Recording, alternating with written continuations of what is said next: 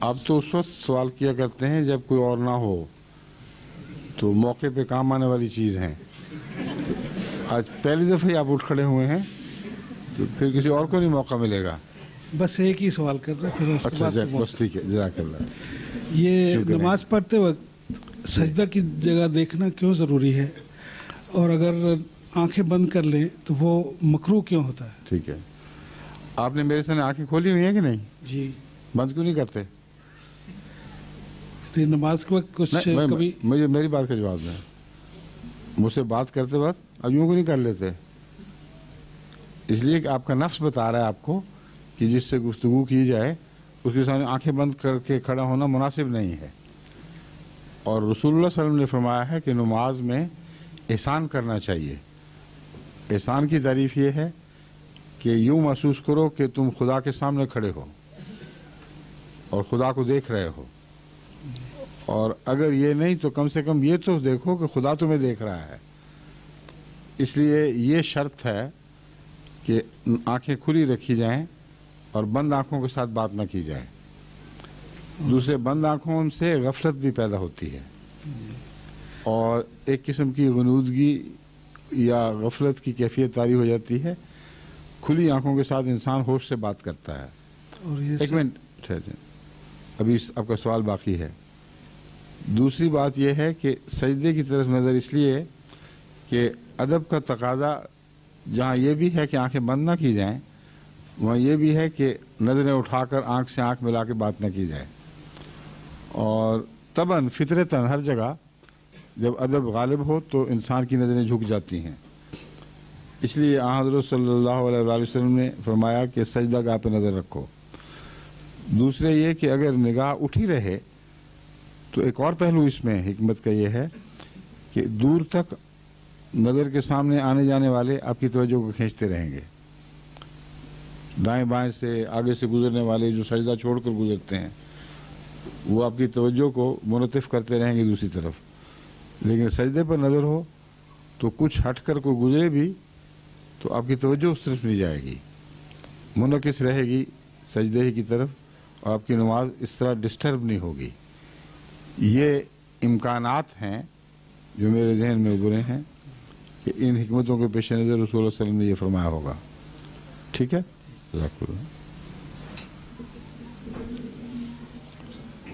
تشریف لائیے. حضور میں بلجیم جماعت سے تو میرا تعلق نہیں ہے، میں جرمنی سے.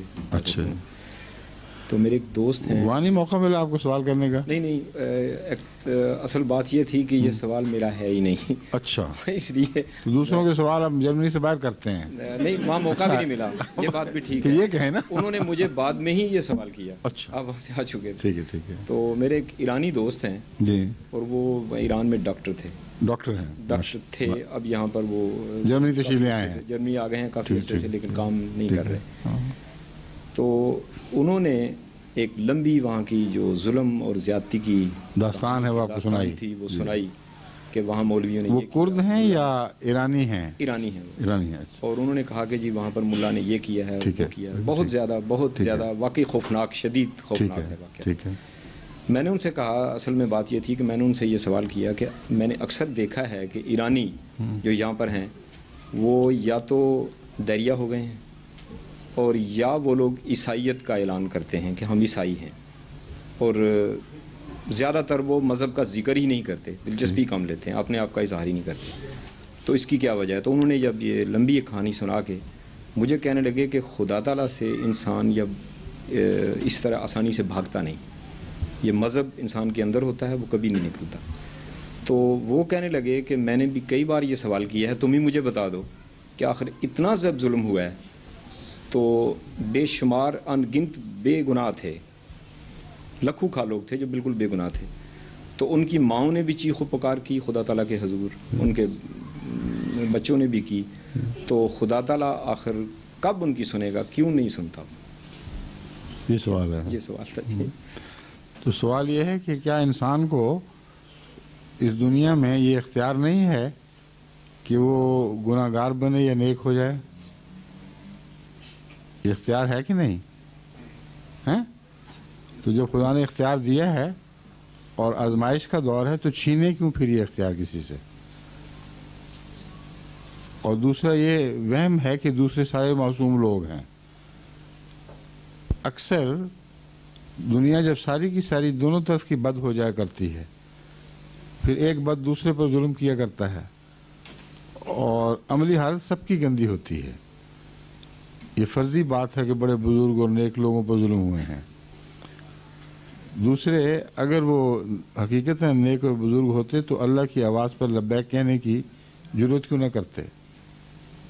وہاں جماعت کا پیغام بھیجا گیا، وہاں ہمارے جو مبلغ تھے بڑی تکلیفیں اٹھا کر پھر وہاں سے رخصت بھی ہو گئے.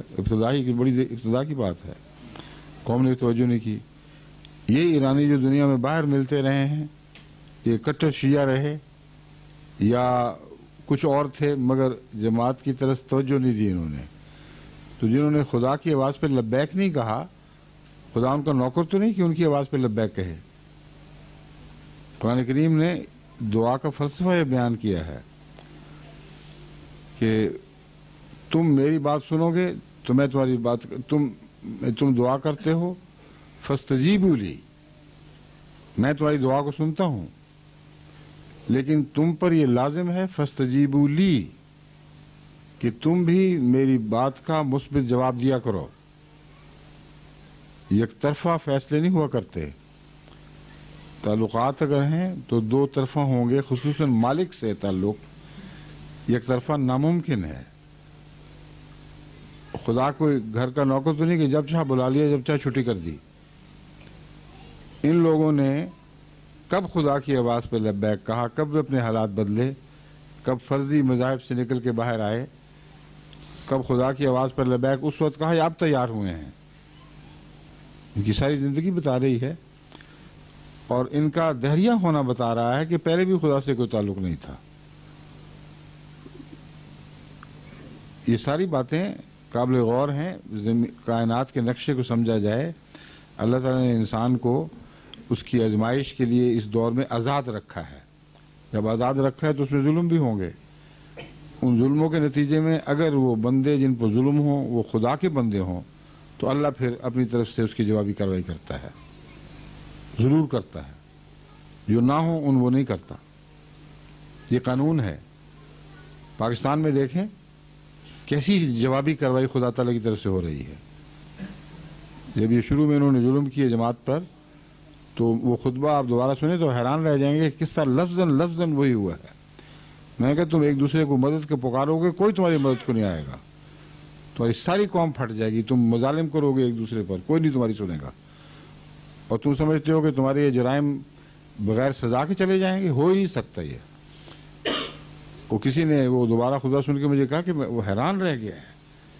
ایک ایک لفظ، ایک ایک نقشہ بین ہی اسی طرح ہوا ہے جیسا کہ آغاز کے خطبات میں نے پاکستان کو متنبع کیا تھا. تو ہم خوش تو نہیں ہیں کہ ان کو تکلیف پہنچتی ہے، مگر اس بات کا اور بھی دکھ ہے کہ ہماری قوم ہے جو اس قدر مصیبت اٹھا رہی ہے لیکن توجہ نہیں کر رہی. جو باتیں ہیں پاکستان میں جماعت احمدیہ کے خلاف ہوئی تھی وہ ایک دوسرے کے خلاف کر رہے ہیں. ایک دوسرے کو کافر، ایک دوسرے کو غیر مسلم، ایک دوسرے کا اغوا، ایک دوسرے کے گھر لوٹنا، قتل و غارت، اور کوئی پوچھنے والا نہیں. تو یہ دیکھیں خدا دکھائی دے رہا ہے کام کرتا ہوا. جہاں خدا سے تعلق ہی کوئی نہیں وہاں کہاں خدا دکھائی دے گا. سمجھ گئے؟ شکریہ. فرمائیے کون ہے آپ کے بعد پھر وہ ٹھیک ہے. السلام علیکم. وعلیکم السلام ورحمۃ اللہ. میں کراچی سے تعلق ہے. جی میرا سوال ہے فرض کے بعد جو تسبیح کی جاتی ہے تو اگر فرض کے بعد کی جائے زیادہ ثواب ہے یا اس کے پوری نماز کے بعد تسبیح کی جائے ثواب زیادہ ہے؟ ہر نماز کے حصے کے بعد لمبی تسبیح کرنا دستور نہیں ہے. فرض کے بعد حضرت صلی اللہ علیہ وآلہ وسلم تھوڑی دیر بیٹھا کرتے تھے جس میں یہ دعا کی رب وہ ہے اللہم انت السلام و منک السلام تبارک یا ذا الجلال والاکرام. دوسری وہ دعا ہے جو آئینی علی ذکر کا و شکر کا و حسن عبادتک. یہ دو دعائیں حضرت عائشہ رضی اللہ تعالیٰ عنہ سے مروی ہیں کہ اتنی دیر وہاں قیام فرماتے تھے جتنی دیر میں یہ 2 دعائیں کرتے تھے، پھر اٹھ کر گھر آ جاتے تھے، وہاں پہنچ کر پھر سنتیں نوافل وغیرہ پڑھتے تھے. تو تھوڑا ذکر مان بعد یہ تو ثابت ہے رسول اللہ صلی اللہ علیہ وسلم سے، مگر یہ کہ صحابہ بیٹھ جائیں لمبے عرصہ ذکر میں، پھر اٹھ کے دعا سنتے شروع کر دیں، پھر بیٹھ جائیں، پھر نوافل شروع کر دیں، یہ دستور نہیں ہے. سمجھ گئے؟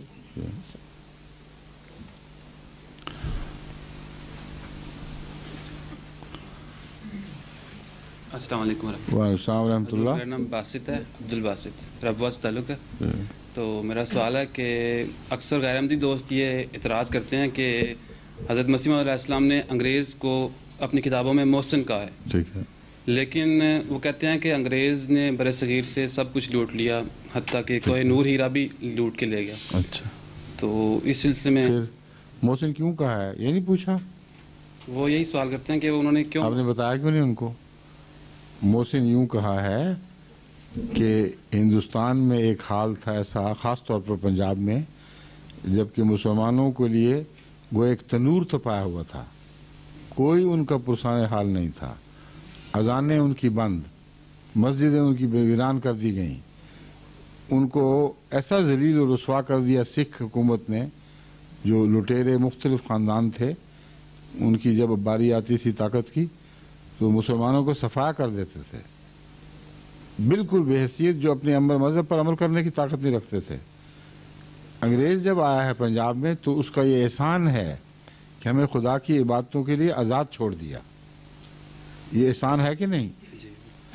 اس لیے جو احسان ہے اس کو ماننا چاہیے. اس سے جو دوسری زیادتیاں وہ منف ختم تو نہیں ہو جایا کرتی. پھر آپ نے انصاف کی تعریف فرمائی ہے کہ یہاں اس انگریز قوم نے دوسری خوبی یہ دکھائی کہ جو حکومت کی ہے انصاف کے ساتھ کی ہے، ہر فرقے کے درمیان، ہر مذہب، قوم، ہر رنگ کے درمیان انصاف سے فیصلے کیے ہیں. یہ 2 تعریفیں ہیں جو حضرت مسیح علیہ السلام نے فرمائی ہیں. اس کے علاوہ حضرت مسیح علیہ السلام نے انگریزوں کے مذہب کی وہ برائیاں بیان کی ہیں کہ کبھی ہندوستان میں، سارے ہندوستان میں مولویوں نے مل کر وہ برائیاں نہیں بیان کی تھیں کہ خدا کے شریک بنانے والے، بندے کو خدا بنا لینے والے، دجال، وہ کانا دجال جس کی پیشگوئی کی گئی تھی، وہ قوم جس نے دنیا میں سب سے بڑے فتنے بچانے تھے، یہ وہ لوگ ہیں. وہ نہیں ان کو دکھائی دیتا کہ ایک خوش آمدی یہ کیا کرتا ہے، ایک حق پرست ہے جو بات کر رہا ہے. جہاں سچ ہے وہاں سچی تعریف ہر احسان مند کے لیے لازم ہے کہ وہ کرے. جہاں ظلم اور فساد اور زیادتی ہے وہاں بہادری کا تقاضا ہے کہ سلطنت کی عظمت کی کوئی پرواہ نہ کرے اور جو حق ہے وہ خدا کے نام پر کھلا بیان کرے. یہ 2 باتیں بیک وقت ہیں جو مسیح علیہ السلام کے کردار کو ظاہر کرتی ہیں. سمجھ گئے؟ شکریہ.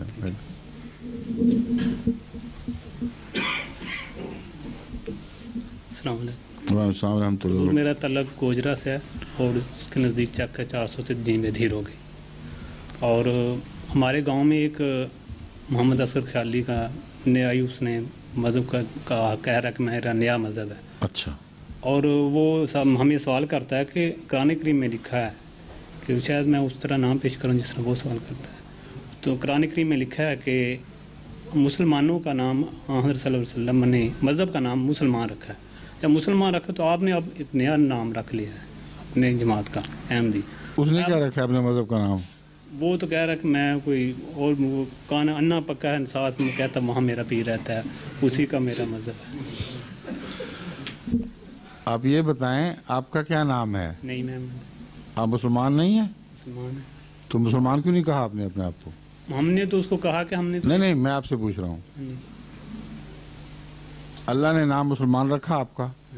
ہاں جی. ہاں ابھی آپ نے بتایا ہے. تو میں نے آپ کا نام پوچھا، آپ نے کہا نہیں محمد. اس سے آپ اس کا نام پوچھ لیں صرف، بس. ہم نے تو میری بات تو سن لو. اب کبھی ملاقات ہو یا پیغام بھیج کے اس سے کہنا جناب آپ کا نام کیا ہے، تو بتانا کیا بتاتا ہے. جو نام بتائے گا کو ابھی تو تم کہہ رہے تھے کہ تمہارا نام اللہ نے مسلمان رکھا ہے، اب تم کوئی اور نام بتا رہے ہو. تو قرآن کریم نے اس کی تشریح خود فرما دی ہے کہ ہم نے تمہیں فرقوں قوموں میں تقسیم اس لیے کیا ہے لتعارفوا، کہ تم ایک دوسرے کا تعارف حاصل کرو. تو اسلام یا مسلمان ایک عمومی نام ہے، اس کے اندر تشخص کے لیے، یہ پہچاننے کے لیے کہ کوئی کس قسم کے خیال رکھتا ہے، دوسرے ٹائٹل لگانے پڑتے ہیں. اب ہر شخص کو آپ مسلمان کہیں اور اس کے اندر وہ بھی ہیں جو حضرت صلی اللہ علیہ وسلم کو عالم الغیب مانتے ہیں، وہ بھی ہیں جو حضرت خلیفۃ المسیح، حضرت خلیفۃ الرسول اول حضرت اقدس ابو بکر رضی اللہ تعالیٰ عنہ کو منافقوں کا سردار کہتے ہیں، اور وہ بھی ہیں جو ان سردار کہنے والوں کو اول درجے کا پکا کافر اور غیر مسلم قرار دیتے ہیں. یہ ہیں کہ نہیں؟ تو جب سب مسلمان کہلائیں گے، ٹائٹل ایک ہو جائے گا، اندر سے دکانوں کی سودے سب الگ الگ رہیں گے. تو ساتھ سب ٹائٹل کیوں نہیں لگاتے کہ ہماری دکان پہ یہ چیز بکتی ہے، ہماری دکان پہ یہ چیز بکتی ہے. ایک سب ٹائٹل سے فوراً تعارف ہو جاتا ہے. تو جو دستور خدا تعالیٰ نے خود قرآن میں بیان فرمایا کہ ہو تم ایک ہی باپ کی اولاد ہو، لیکن ہم نے تمہارے تعارف کی خاطر تمہیں قوموں فرقوں میں بدل رکھ دیا. تو ان کو کہو یہ وجہ ہے جو ہم احمدی کہلاتے ہیں، لیکن احمدی اکیلا نہیں، احمدی مسلمان. ہم جب بھی تعارف کراتے ہیں احمدی مسلمان کہتے ہیں، تاکہ تمہیں پتہ لگ جائے کہ ہم وہ مسلمان ہیں جنہوں نے امام مہدی کو قبول کر لیا ہے، اور تم وہ مسلمان ہو جنہوں نے اس کو قبول نہیں کیا. اس میں کون سی تکلیف ہے؟ ٹھیک ہے. وہ پکا انا لگتا ہے آدمی اس کو کچھ دکھائی نہیں دیتا. پکا انا میں پیر مانا ہے نا اس نے. ہاں جی وہاں کہتا ہے وہاں. ہاں، اس کو پکا انا پنجابی میں جس کو کہتے ہیں نا، وہ حالت ہے اس کی. اور حضور میرا سوال یہ نظر اپنا یا جھک جائیں یا اس کو اونچا کر لیں. ہاں یہ نظر کے بارے میں ہے. اچھا،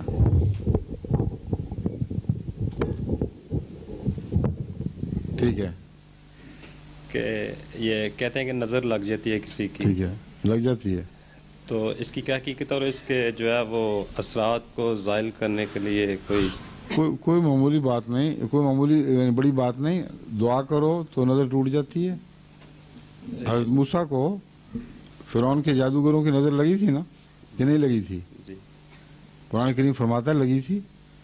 قرآن کریم فرماتا ہے کہ ان کے جادوگروں نے حضرت موسیٰ کی نظر کو بھی باندھ دیا اور وہ واقعتاً ان رسیوں کو سانپ دیکھنے لگ گئے. یہ نظر لگی یا نہ لگی؟ مجھے آیت بتائیں، پڑھی اصل آیت نکالیں. نہ آئے ہوں ہم نہیں، حضرت موسیٰ والی. حضرت موسیٰ کے اوپر بھی جادو کیا اور آپ نے یہ خیال کیا کہ یہ رسیاں ہیں. تو اس کا جواب کیا تھا؟ اللہ نے بڑی طاقت کے ساتھ ان کے اس نظر کے جادو کو توڑ کے پارا پارا کر دیا. اچانک وہ رسیاں بن گئیں، اور جو ان کا فرضی خیال تھا کہ یہ سانپ ہیں وہ سب خیال باطل ہو گیا. تو علاج کیا ہے؟ دعا کے بغیر نظر نہیں ٹوٹا کرتی. کیونکہ نظر لگنے کا مطلب ہے کہ کسی آدمی کا دماغ آپ کے دماغ سے زیادہ طاقتور ہے اور اس کا بد اثر آپ کے ذہن پر قابض ہو گیا ہے. یہ مطلب ہے صرف نظر کا. تو اللہ چونکہ سب سے زیادہ طاقتور ہے، اس لیے ایک ہی علاج ہے کہ اللہ کی طرف جھکو. چنانچہ حضرت مسیح موعود علیہ السلام کے زمانے میں ایک ایسا ہی واقعہ ہوا جسے پتہ چلتا ہے کہ نظر والا آدمی اگر خدا اس کے مقابل پر اپنی طاقت ظاہر کر دے تو کوئی اثر نہیں کر سکتا. چنانچہ ایک دفعہ ایک نظر باندھنے والا آدمی جو مشہور تھا اور اپنے بڑے زوم میں تھا کہ میں اپنی نظر کی طاقت سے جس سے جو چاہوں کام کروا لوں، وہ اس نیت سے قادیان آیا کہ حضرت مسیح موعود علیہ السلام جب عصر کے بعد یا جس وقت بھی آپ تقریر فرماتے تھے اس وقت جب کھڑے ہوں گے تو میں نظر کی طاقت سے آپ کو کہوں گا کہ ناچیں، اور جس طرح رقاصائیں ناچتی ہیں اس طرح ناچیں. ہر ایک دیکھنے والا جو ہے وہ سمجھ لے گا کہ یہ جھوٹا آدمی ہے جس کا یہ حال ہے کہ ناچتا ہے عورتوں کی طرح، وہ نبی کیسے ہو گیا.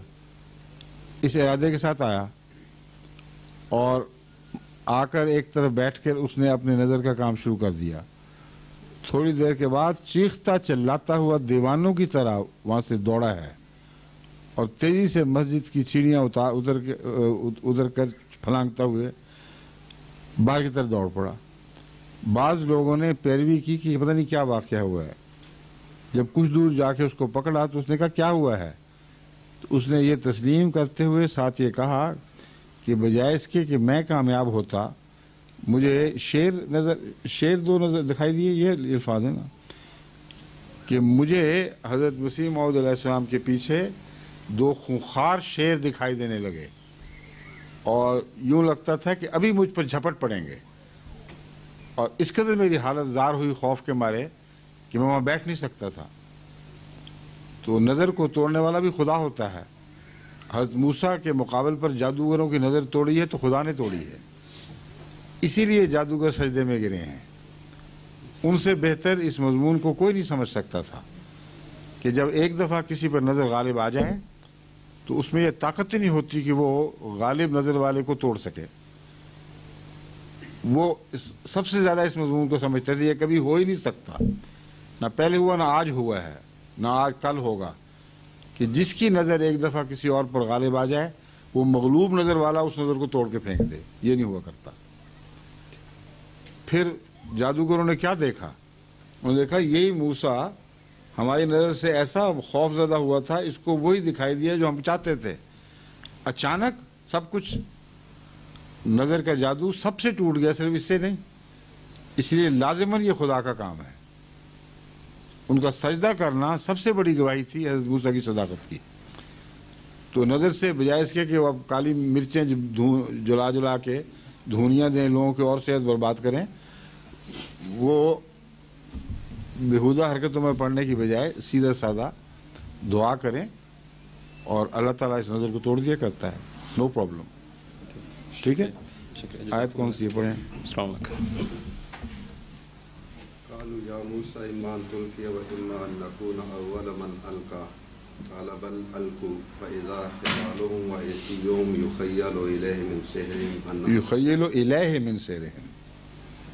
یہاں آمد الناس کی بات نہیں ہو رہی کہ جب موسیٰ کے خیال میں وہ رسیاں جو انہوں نے پھینکی تھیں ان کے جادو کی وجہ سے, یعنی ان کے نظر باندھنے کی وجہ سے سانپ دکھائی دینے لگیں, تب کیا ہوا؟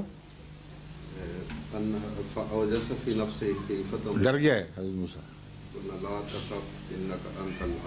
ہاں پھر اللہ فرماتا ہے ہم نے اس کو کہا کہ بالکل نہ ڈر, تو یقیناً غالب آنے والا ہے. یہ وہ مضمون ہے جو میں بتا رہا ہوں کہ نبی پر بھی نظر لگ سکتی ہے اور یہ نبی کی نبوت کے خلاف نہیں ہے, سوائے اس کے کہ اللہ تعالیٰ کسی غیر معمولی حکمت کے پیش نظر اسے محفوظ رکھ لے, جیسا کہ میں نے مثال دی ہے. جیسا کہ حضرت صلی اللہ علیہ وسلم کے زمانے میں ابو جہل سے واقعہ ہوا تھا. جب اس سے رسول اللہ صلی اللہ علیہ وسلم ایک غریب کی رقم ادا کرنے کا مطالبہ لے کر اس کے پاس پہنچے تو اس نے فوراً بات مان لی. جب رسول اللہ صلی اللہ علیہ وسلم روانہ ہو گئے تو کسی نے کہا تم عجیب ذلیل آدمی ہو, ہمیں کہتے ہو کہ اس کی مخالفت کرو, اس کی بات نہ مانو, اس کو جو یہ کہے اس کا اپوزٹ کرو, اور اس نے تم سے مطالبہ کیا ایسے حق کا جو تم کسی کا مار کے بیٹھے ہوئے تھے, اور فوراً بلا چون و چلا تمہیں دے دیا. اس نے جواب دیا کہ تمہیں نہیں پتا جو میں دیکھ رہا تھا. محمد رسول اللہ کے پیچھے ایک مست اونٹ تھا جو یوں مجھے گھور رہا تھا کہ اگر میں اطاعت نہ کرتا تو مجھے حملہ کر کے پاؤں تلے رون ڈالتا یا ٹکڑے ٹکڑے کر دیتا. یہ نظارہ جو میں نے دیکھا ہے میں کیا کر سکتا تھا اس کے بعد. تو ابو جہل نے گواہی دی, اس کے اس فعل نے اس کی تصدیق کی کہ وہ اس غریب کے جس کے پیسے مار کے بیٹھا ہوا تھا سب منگوا کے اسی وقت واپس ادا کر دیے. تو خدا تعالیٰ نے رسول اللہ علیہ وسلم کو بچایا, ورنہ رسول اللہ علیہ وسلم کو تو پتہ بھی نہیں تھا کہ کیا ہو رہا ہے یہاں. تو اللہ کی نظر غالب ہے, یہ ہے اصل بات. اور خدا کی نظر کے مقابل پر کوئی نظر دنیا کی کام نہیں کر سکتی. اس لیے اگر لگ بھی جائے تو خدا اس کے جادو توڑ دیا کرتا ہے. سمجھ گئے؟ شکریہ. اب سیالکوٹ کے ہیں؟ ہاں سیالکوٹ میں آج کل بڑا رواج ہوا ہے ایم جی او میں. اس قسم کی ٹونے ٹوٹ کے نظریں، بہت ہی گمراہی پھیل رہی ہے جو جاہل خاندان ہے ان میں. اور میں اس آپ کے حوالے سے سیالکوٹ کو وارننگ دیتا ہوں، یہ شرک ہے. تم لوگ تباہ ہو جاؤ گے، کچھ بھی نہیں باقی رہے گا تمہارا اگر تم اسی طرح اپنی عورتوں کے توہمات کے غلام بن کر نظریں ٹونے ٹوٹ کے کرتے پھرے تو توحید نہیں رہے گی، جو مرضی اور رہ جائے. ٹھیک ہے.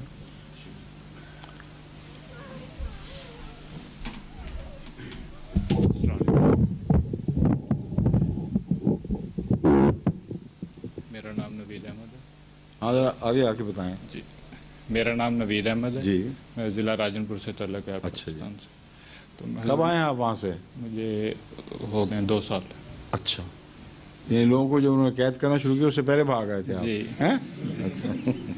حضور میرا سوال یہ ہے کہ جو پہلے دور میں مجدد گزرے ہیں، آیا اس علاقے کے لوگوں کا ان کی بیعت کرنا ضروری تھا، فرض تھا یا نہیں؟ فرض اس طرح نہیں تھا کیونکہ وہ معمور نہیں تھے، اللہ کی طرف سے معمور نہیں تھے.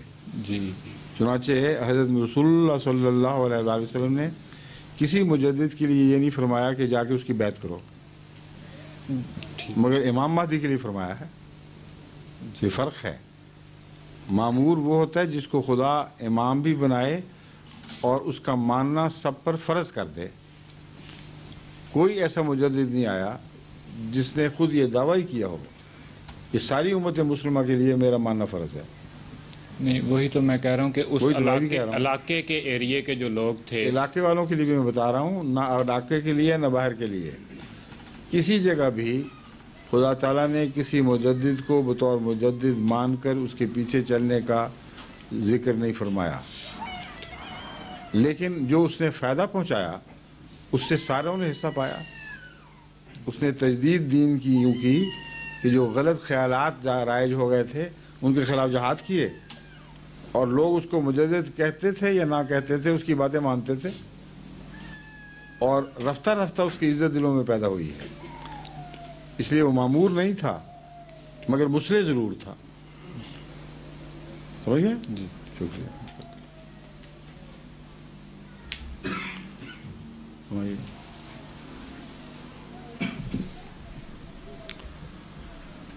Assalamu alaikum. Wa alaikum assalam wa rahmatullah. My name is Ali Masood Kobir. I'm from Bangladesh. From Bangladesh, yes. Huzur, about the question I want to ask you that about the Mojeja, the miracles, what when we read in the Surah Baqarah about the Moses, that he divided the sea. That's right. And when I read the explanation, then I saw that the explanation is given according to our Jamaat, that is logical and historical like this. But then the question arises in my head that when Musa alayhi salam, I don't remember exactly, he wrote something and the God Almighty Allah signed that, then the ink fall down. So what is the explanation of that? You see, it is not as... your question is very valid.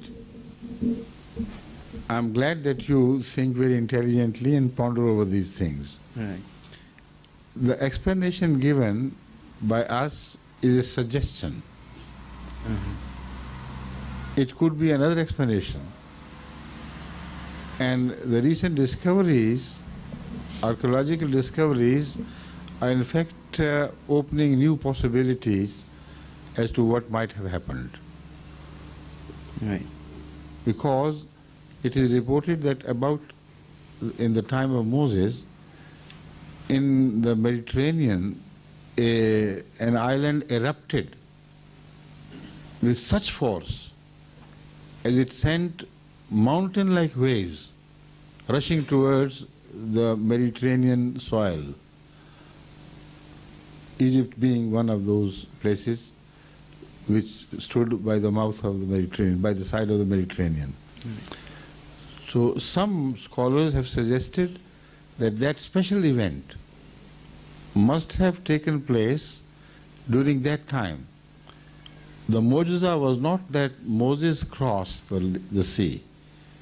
because he crossed at a time when it was the time of the ebb, when the waves had ebbed out and the water from the flow of the Nile was not sufficient to drown the people there, because it was a delta area and the water was spread out. But as Pharaoh entered, that tidal wave, which was specially created by that explosion in the Mediterranean, that hit Pharaoh and his people. And it as if it were the two mountains had got together. That was a time when there was also a wave of flood from the Nile. And sometimes, if in the catchment area of the rivers there is a great sudden onslaught of rain,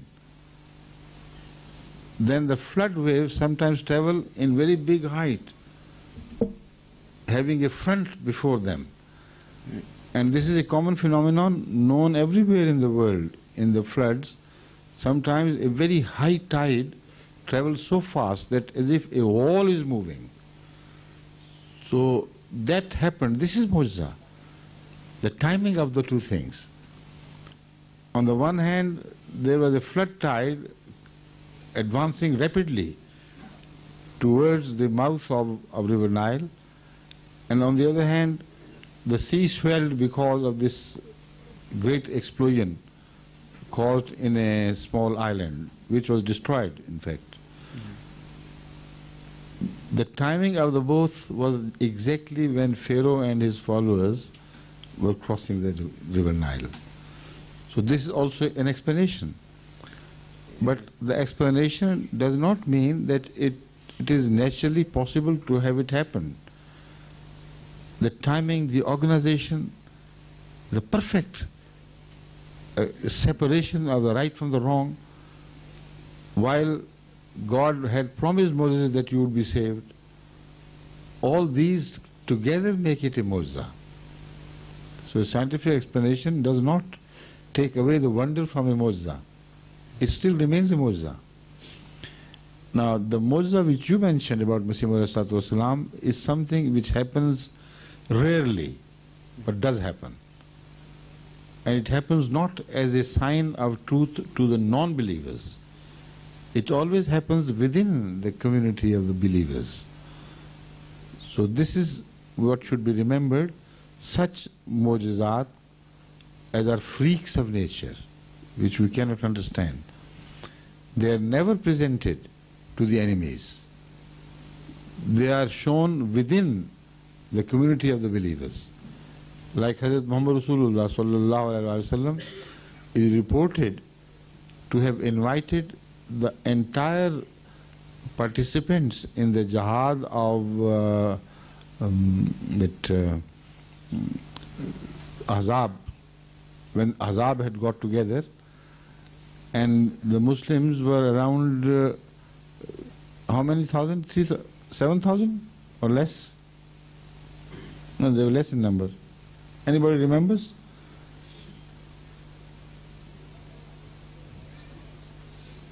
There were certainly more than the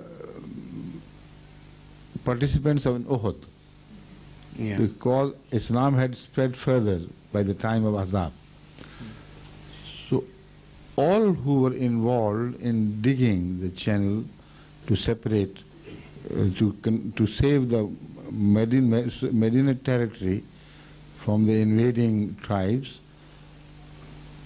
Hazrat Rasulullah ﷺ was once invited during those days when hunger was striking hard at them by some devout companions of Hazrat Rasulullah ﷺ, whose wife had slaughtered a goat and had cooked some rice and things, and she sent her husband to Rasulullah ﷺ and conveyed, it was not rice, it was the bread which she was cooking. She sent the message that you come along with a few. I have that much food to offer you. So Hazrat sallallahu alaihi wasallam, instead of choosing a few, he sent the word to all the people who were involved there in digging the channel, and they all thronged around the house of that lady. Naturally, she was amazed. I don't know what the number exactly was. It couldn't have been a few thousand, but it was still a large number who responded to the call and who reached in time to participate in that food. Rasulullah told her to cover the cauldron where something was cooked, good meat was cooked, and cover that we call parat, that dish where kneaded flour was kept with some cloths. And he prayed over it and said, now start cooking the bread and distributing the food. And very authentic reporters tell us that they kept on distributing the food, and neither the kneaded flour ended nor whatever was cooked of meat in the cauldron finished until everybody was fed. And when this was over, then there was enough left for the family to eat.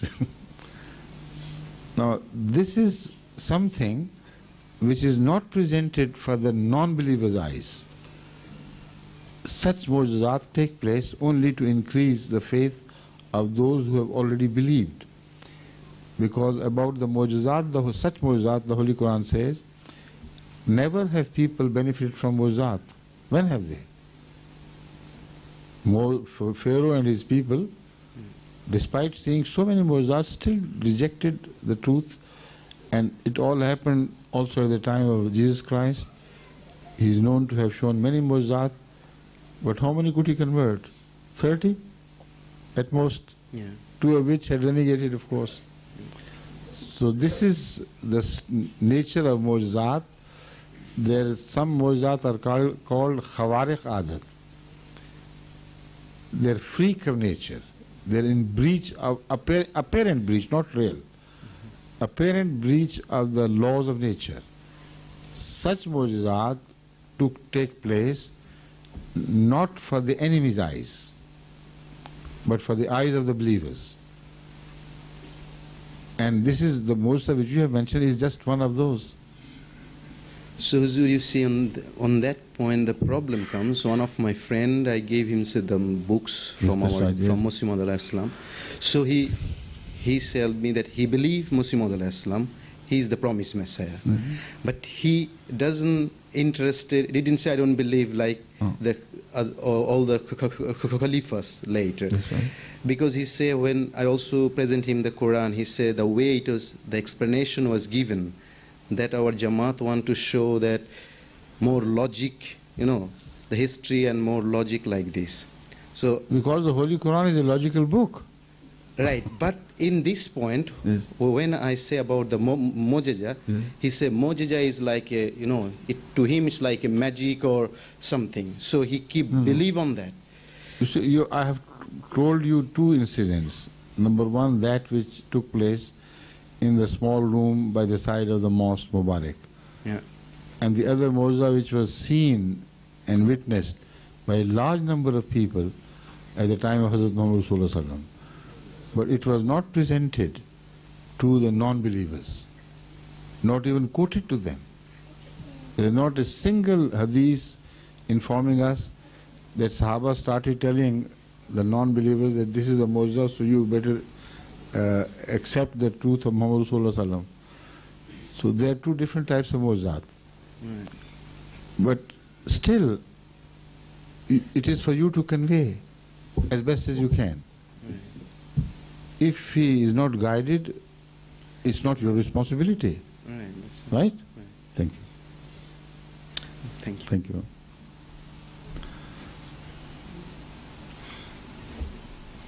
Lady side?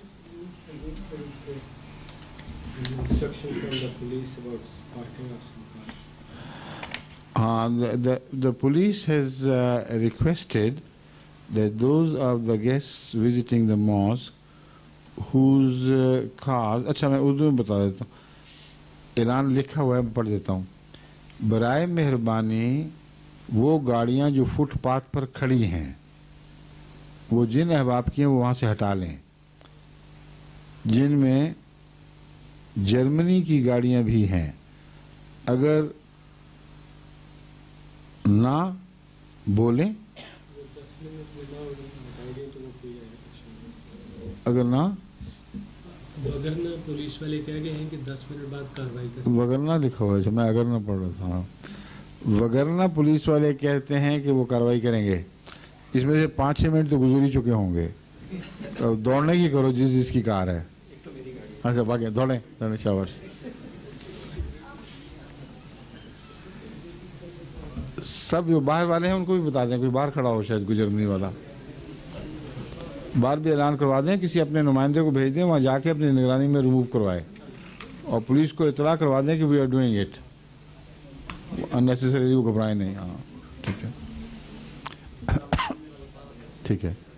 अच्छा जी, और फरमाइए जी, क्या हो गया आपकी टांग को? कहाँ, कब? अच्छा, वो कार का एक्सीडेंट था? जी नहीं, मोटरसाइकिल से। अब मोटरसाइकिल चलाते हैं? जी जी। अच्छा, फरमाइए। मेरा ताल्लुक हिंदुस्तान से, मैं बॉम्बे का रहने वाला हूँ जी। हुजूर ने कुछ देर पहले फरमाया था कि कुछ मुसलमानों के जो सेक्ट्स हैं जो हज़रत अबू बकर सिद्दीक को मुनाफिकों का सरदार कहते हैं, ठीक है, वो किस बिना पर, और किस बिना पर, क्या मतलब? यानी वो किस बिना पर ऐसा कहते हैं? आपको पता ही नहीं अभी तक? ये अजीब बात है, सारी दुनिया जानती है। शिया जो नहीं मानते वो ये कहते हैं कि हज़रत अली का पहला हक था खलीफा बनने का और वही अव्वल है खलीफा, और खिलाफत हज़रत अली से शुरू होती है। जो पहले तीनों खलीफा थे वो सारे मुनाफिकीन के सरदार थे। हुजूर क्या सूरत नबा का जो है या लैतनी कुन्तु तुराब का इससे कोई ताल्लुक है?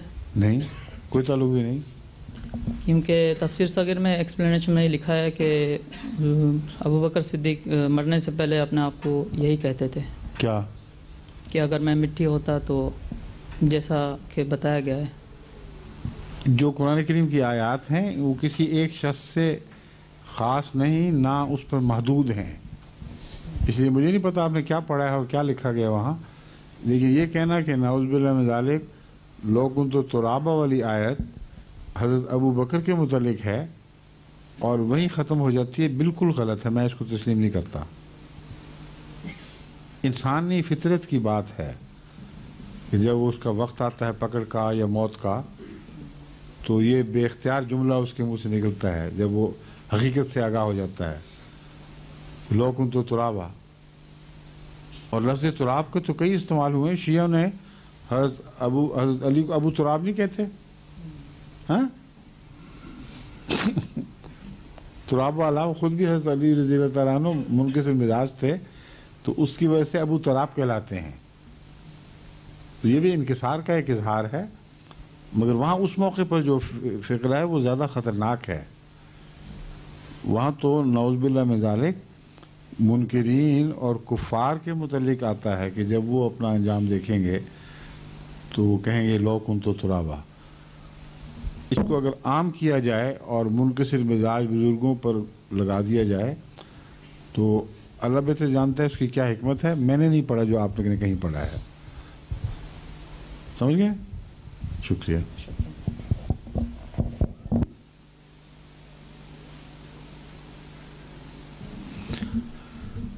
और कोई है सवाल, या 10:30 तक हमारा ख्याल था बैठने का, अभी हैं कुछ मिनट हैं?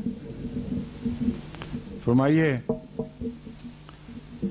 जमात बेल्जियम के सवाल करने वाले कहाँ चले गए? वरना उन्होंने दोबारा आ जाना है। हाँ हाँ हाँ, मैं वार्न कर रहा हूँ इनको। आ जाएं फिर।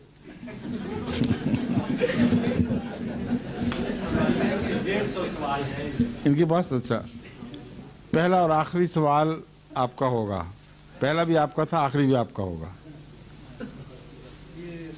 تو لمبا ہے, چھوٹا سا ہے لیکن اس کی تمہید لمبی ہے, اگر اجازت ہو تو پڑھ دوں. آپ سوال پڑھ دیں, تمہید میں ہم سمجھ لیں گے خود ہی. نہیں, وہ میں دراصل میں نے لکھا ہوا ہے. آگے آ جائیں, بات سنیں, آگے آ جائیں اور قریب آ جائیں. ہاں, اور آپ پہلے سوال پڑھیں صرف. وہ اس کے پڑھنے سے کے بغیر سمجھ نہیں. پڑھ تو دیں.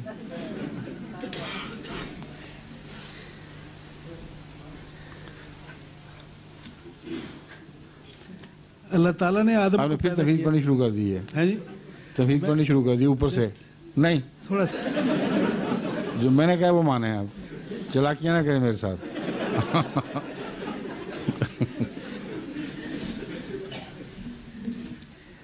تو میرا سوال اصل یہ تھا کہ یہ ہے. ہاں, کیا ہے؟ اللہ تعالیٰ سورہ سجدہ میں فرماتا ہے وَلَوْ شِئْنَا لَآتَيْنَا كُلُّ نَفْسٍ هَدَاهَا آتَيْنَا كُلَّ نَفْسٍ هَدَاهَا. کلّا نہیں, کلّا ہونا چاہیے. كُلَّ نَفْسٍ هَدَاهَا حَقَّ الْقَوْلُ مِنِّي لَأَمْلَأَنَّ جَهَنَّمَ مِنَ الْجِنَّةِ وَالنَّاسِ أَجْمَعِينَ. ٹھیک ہے, تو اس کے متعلق میں نے یہ نہیں تمہید میں سمجھ گیا بات آپ کی. تو کیا یعنی اللہ تعالیٰ نے یہ سب خود یعنی ارادہ کیا تھا کہ اس طرح میں کروں گا, اس طرح ہوگا؟ تو پھر آپ نے سارا قرآن نہیں پڑھا؟ سارا قرآن پڑھا. وہاں اللہ تعالیٰ نے رحمت کے متعلق بھی یہی بیان فرمایا ہوا ہے کہ اسی لیے ہم نے انسان کو پیدا کیا تھا تاکہ اس پر رحمت کریں. تو دو وجوہات ہیں, بعضوں کو رحمت پہنچے خدا کی, بعضوں کو عذاب. لیکن جن کو عذاب پہنچے اس کا فلسفہ قرآن کریم نے دوسری جگہ بیان فرما دیا ہے کہ ہم نے دونوں باتیں کھول دی تھیں ان پر. چاہتے تو سچ کا رستہ اختیار کرتے, چاہتے تو بدی کا رستہ اختیار کرتے, جھوٹ کا. جس نے جو رستہ اختیار کیا خدا نے اس سے ویسے ہی سلوک کیا. اور یہ ہے خدا کی کائنات کا جو اسکیم آف تھنگ جس کو کہتے ہیں, فلسفہ.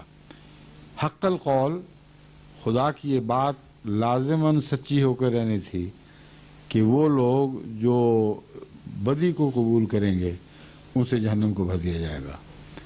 اور خدا کی یہ بات بھی سچی ہوئی جو شیطان کو خدا نے مقابل پر یہ کہی تھی کہ جو میرے بندے ہیں ان پر تجھے غلبہ نصیب نہیں ہوگا. اس لیے دونوں طرف کی اسکیمیں اکٹھی پڑیں. غلبہ تو نصیب نہ ہوا لیکن ان کو اتنی تکلیفیں دی گئی. پھر کیا ہو گیا کہ ان کے لیے یہ دنیا تکلیفوں سے ثابت ہوا کہ غلبہ نہیں ہوا. اس دنیا کو جہنم بنا دیا. سن لیں, ٹھہر جائیں. تکلیفیں اگر نہ دی جاتی تو پھر ان کی صداقت کیسے ظاہر ہوتی؟ آزمائش کون سی ہوتی؟ آپ کو اگر کھانے کی طرف بلایا جائے اور آپ آ جائیں تو آپ کی سچائی کہاں سے ثابت ہوگی؟ بھوکے ہوں, جان نکل رہی ہو اور اپنا کھانا کسی اور کو دے دیں تب آپ کی صداقت ظاہر ہوگی.